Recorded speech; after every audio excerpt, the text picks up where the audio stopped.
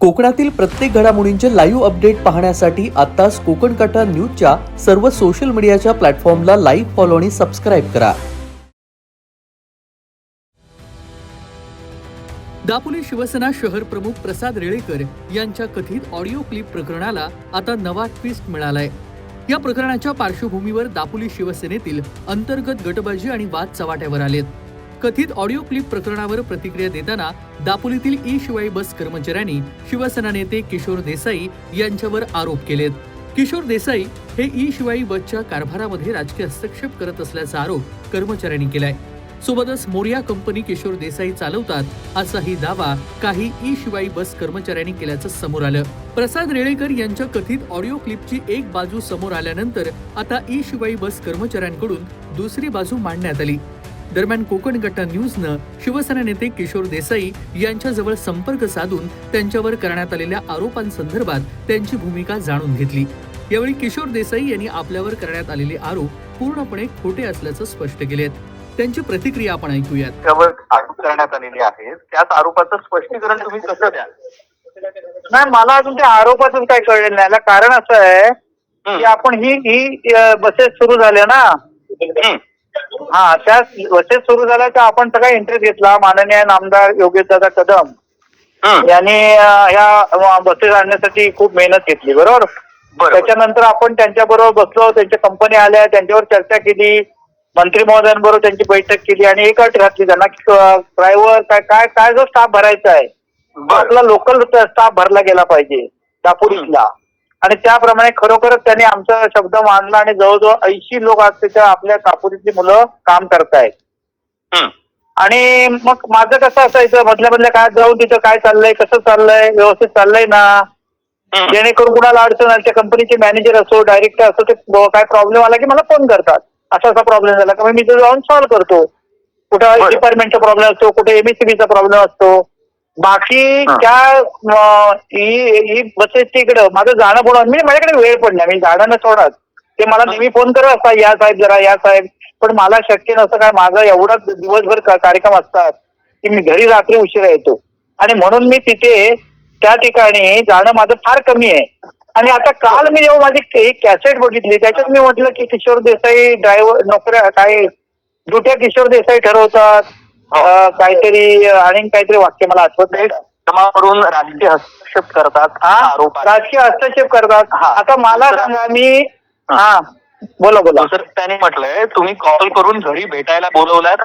सिद्धेश शिंदे ही बस चालक आहे, त्यांनी असा माझा काय संबंध, मी कशाला घरी बोलवलं तुम्ही? अच्छा, मग ते बोलतायत, ते दावा करतायत, ते खोटं आहे की खरं आहे? 100% खोटं बोलतायत. आणि खरं म्हणजे स्वतः ज्या देवाला मानतात ना, ठीक आहे, तुम्हाला कोणी करता धनवता कोणता असेल, कदाचित त्यांना पुश करणारा कोणता असणार, कोणीतरी चढवणारा असेलही कदाचित त्यांचं. पण ही जी 4 मुलं आहेत ना, ही 4ही मुलं त्या डेपोमध्ये प्रचंड गोंधळ घालतात, प्रचंड. दारू पिऊन कायम दारू पिऊन येणं आणि दारू पिऊन आल्यानंतर कंपनीचा एक नियम आहे की जर दारू कोण आला असेल तर त्याला ताबडतोब 3 दिवसाचं सस्पेन्शन असतं. आणि ह्या तिघांना सारखं सस्पेन्शन करावं लागतंय कारण सारखे दारू पिण्याचा तिथं मशीन ठेवलेलं आहे चेक करायला. आज मला सांगा, एवढे प्रवासी घेऊन ते जाणार आहे तर तो कडकच बोलणार ना, जिथला जो मॅनेजर आहे तो कडक राहतोय. आणि म्हणून ह्यांना राग आहे. आणि मध्ये आता गाडी ठोकला, आपल्याच गाडी तरी ठोकला तुम्ही. पण संबंधित जे कर्मचारी आहेत ते दारू पितात याचं ऑन रेकॉर्ड तुमच्याकडे आहे? म्हणजे त्याची काही वर नाही, ऑन रेकॉर्डचा काय संबंध नाही. दारू पिऊन आला रे आला मशीनवर तो लगेच त्याला तिथल्या तिथं स्टेशनच्या बाहेर म्हणजे तसं मशीन दाखवू शकते का की सदर दाखवतो ना, मशीन ठेवलं त्यांनी दाखवतो. रेकॉर्ड ठेवलंय का? कारण जसं ठेवलंच ना. हे बघा, आता ऐका ना, मी काय ते डेपोत जात नाही नेहमी. मला फक्त हे सगळ्या बातम्या आहेत की जिथे जिथे काय घडलंय ते कळवतात ते मला. साहेब अशाच्या माणसानं असं केलं, अशाच्या माणसानं असं केलंय, त्यांना तुम्ही जरा समज द्या. मग मी कधी कधी जाऊन त्यांना समज देतो, भावना असं वागू नका, एक तर आपल्याला नोकरी मिळत नाही. बघा 10 तारीख 10 तारखेला पगार येतोय, आज टेन्शन कुठलं नाही, घरात आरामात राहून तुम्ही नोकरी करताय, कशाला गोंधळ घालतोय हे सांगण्यासाठी मी अनेक वेळेला प्रयत्न केलाय. पण आता ही जी 4 मुलं आहेत ना, ती दांडगेची आहे, दांडी म्हणजे त्याला काय म्हणे आक्रमक वृत्तीची आहे. आणि म्हणून आता त्यांनी कंपनीने पण त्या 4घांना सस्पेंड करून टाकलंय. बरं, नाही माझं म्हणणं यासाठीच माझा पुढचा प्रश्न होता की जसं तुम्ही म्हणताय ना ते खोटं बोलतायत, तर उद्या ते पण असं म्हणू शकतात की किशोर देसाई आम्हाला बदनाम करतायत, आम्ही दारू पिऊन कधी गेलो नाही, म्हणून मी म्हटलं त्याचं ऑन रेकॉर्ड आहे ना, रेकॉर्ड असणार ना.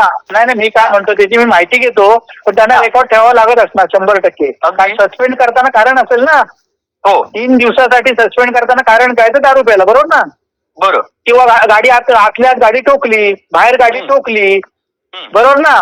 तो बरोबर. रेकॉर्ड 100% असणार, 100% असणार तिथे. अगदी. अजून एक याला जोडून प्रश्न, कार्यकारिणी हा. काल मीटिंग झाली मंडणगडमध्ये माजी मंत्री रामदास कदम यांच्या नेतृत्वाखाली, त्या कार्यकारिणीला तुम्ही उपस्थित होतात की नाही? नाही कार्यकारिणीची मिटिंग नव्हती. हा काल जे रामदासबाईंनी मिटिंग लावली होती, बरं. ती मिटिंग त्या एका वेगळ्या म्हणजे रत्नागिरी जिल्हा बँक निवडणूक आली ना, अच्छा. त्या निवडणुकी संदर्भात स्पेशली त्या एका विषयासाठी मिटिंग होती. बरं. बाकी मिटिंग मध्ये कुठलाही दुसरा विषय नव्हता आणि मी जाऊ शकलो ना एवढ्यासाठी मला डेरवण यायला उशीर झाला. बरं बरं. डेरवणला मी गेलो होतो, माझे साडूर आधारे, त्यांच्यासाठी मला उशीर झाला म्हणून मी तिकडे पोहोचू शकलो नाही. परंतु जी मिटिंग होती ती फक्त जिल्हा बँकेची निवडणूक, अगदी. बाकी विषय कुठला.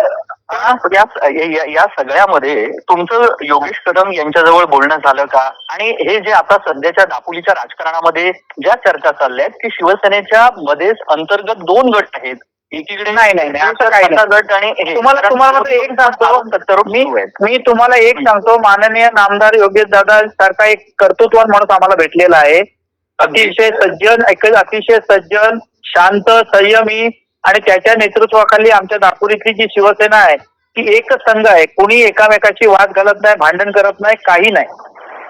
आणि हा जो परवाचा कालचा प्रकार जो घडलाय तो फक्त ह्या 4 मुलांनी चुकीचा मिसगाईड त्या पप्पू रेडकरला केलं की आम्हाला त्रास होतोय, आम्हाला हे होतंय. पण त्यांनी स्वतःचे गुन्हे जर त्याला व्यवस्थित सांगितले असते किंवा पप्पूने स्वतः ऐकून घेतले असते की तुझे गुन्हे काय ते पण तपासून येतो मी आधी, मगच तुला मदत करतो, असा जरी विषय झाला असता तर कदाचित हा प्रसंग घडला नसता. त्यांनी जर कदाचित चौकशी करायला पाहिजे होती की ह्या चौघांना का त्रास होतो, बाकी 180 लोकांमध्ये चौघांना त्रास होतो, बाकी त्यांना का होत नाही. गावात जर एखादा माणूस नालायक असेल आणि तो सारखा पोलीस स्टेशनला गेला तर आम्ही कोणाच्या वजून जायचं, गावाच्या वजून जाणार ना. एका नालायक माणसाच्या वजून जाऊ शकत नाही ना. अगदी तसंच आहे, ही नालायक माणसं त्याचा पप्पूने अभ्यास करायला पाहिजे की आपल्याला ही लोक तोंड कशी नाही ना पाडत. आणि त्याप्रमाणे त्यांनी खरं म्हणजे शेवटी नेता म्हटल्यावर त्यांनी काम करायची एक पद्धत असते. आता माझ्या दारात कोणी जरी आला तर मी लगेच आता ऐकून नाही घेत, चला घाट पोलीस स्टेशनला येतो मी, पण तुला ते पूर्ण सांग. पोलीस स्टेशन गेल्यावर साहेबांचं ऐकून घेतल्यावरच मी निर्णय घेतो. मी कधी एकाची बाजू कधी घेत नाही, माझी पद्धत आहे. आता खरं सांगू तुला, कंपनीत सुद्धा मला हजारा बोलवतात, पण गेले 4-5 महिन्यात मला तिकडे जाता पण आलं नाही.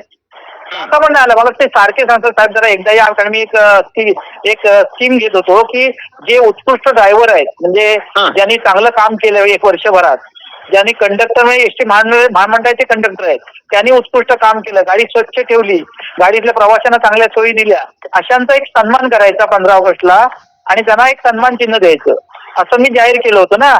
त्या संदर्भात मला त्यांनी गेले 3-4 महिने बोलवतात. माझ्याकडे वेळ नाही. म्हटलं आता तुम्ही तुमच्या लेवलला नियोजन करा, जे काय बक्षिसं लागतील ती मी तुम्हाला बाहेरून मिळवून देतो, परंतु तुम्ही नियोजन तुम्हीच करा, तुम्हीच त्यातली चांगली माणसं निवडा, कारण तुमच्याकडे रेकॉर्ड आहे, रेकॉर्डवर तुम्हाला कळतं.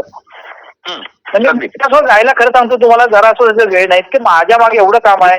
मी आता योगेश दादाने माझ्याकडे पाणंदच्या अध्यक्षपदाची जबाबदारी दिलेली आहे आणि ते मोठं पद आहे आणि त्याच्यामुळे धावपळ माझी असते. मी जिल्हा परिषद सदस्य झालो, मला माझ्या मताप्रमाणे धावायला लागतंय. पण या व्हिडिओमध्ये जे दावे करण्यात आलेले आहेत ड्युटी लावण्यावरून किंवा इतर जे काही हस्तक्षेप आहेत, ह्या सगळ्याचे किशोर देसाई हे संपूर्ण हे दावे फेटाळून तुम्ही आता एक फक्त काम करू शकता माझ्यासाठी, तुम्हाला त्या डेपो मधला एक नंबर देतो, तुम्ही त्यांना सगळं विचारलं तर बरोबर. किशोर देसाई किती वेळा आले आतापर्यंत, किशोर देसाईने ड्युटी बद्दल काय माहिती आहे का? फार मला ते एवढंच सांगतात की 4 लोकांना किशोर देसाई समजवा, त्यांना समजवा, शांत करा. आम्ही तुमची सविस्तर प्रतिक्रिया आपण घेऊ, पण अगदी एक शेवटचा प्रश्न फक्त मला विचारायचा आहे, येणाऱ्या काळामध्ये हा वाद कुठपर्यंत जाणार? शिवसेनेला काय नाही हे पेल्यातलं लढाई आहे. शिवसेनेला कधी शिवसेना दापोलीमध्ये एकच संघ आहे, हे वादळ पेल्यातलं वादळ आहे आणि ते मला वाटतं एक 2-4 दिवसात पूर्णपणे संपून सगळं ओके होईल. कथित व्हिडिओ आणि नाही योगेश दादांसारखं योगेश दादांसारखं संयमी नेतृत्व असल्यामुळे हे आमच्या दापोलीमध्ये शिवसेनेत वाद होत नाहीत. बरं 100% हा वाद 2-4 दिवसात संपून पण जाईल. बरं त्या ऑडिओ पपुनी चूक केली, बरोबर केलं ह्याचा निर्णय सुद्धा दादा आणि रामदास भाई घेतील. पण तुमच्या तो आम्ही घेत नाही. प्रतिक्रिया काय आहे या सगळ्या ऑडिओ क्लिपवर? नाही, माझी एवढीच प्रतिक्रिया आहे की ही जी 4 मुलं जी असं खोटं बोलतायत ना, असं पडून आल्यासारखी जी काय बोलतायत त्यांनी असं करू नये. लक्षात ठेवा, देव हा नेहमी बघत असतो. वाईट केलेल्या कामाचा निर्णय वाईटच लागतो आणि चांगल्या कामाचा चांगला लागतो. आज मी 45 वर्ष राजकारणात आहे, 45 वर्ष, आणि 45 वर्षात माझ्यावर कुणी आजपर्यंत डाग मारलेला नाही. म्हणजे तुम्हाला कदाचित माहित आहे, तुम्ही दाबोळचे असल्यामुळे मला आजपर्यंत माझ्यावर डाग नाही घ्यायचं कारण एकच आहे की मी स्वतः संयमी आहे. मी कुणाच्या विरोधात कधी जात नाही. कुणाची काय म्हणतात त्याला हेवे दावे करण्याचा प्रकार मला आवडत नाही. मी माझं काम आणि माझ्या लोकांचं भलं कसं होईल त्याच्या पलीकडे माझं विश्व नाही. धन्यवाद किशोर देसाईजी.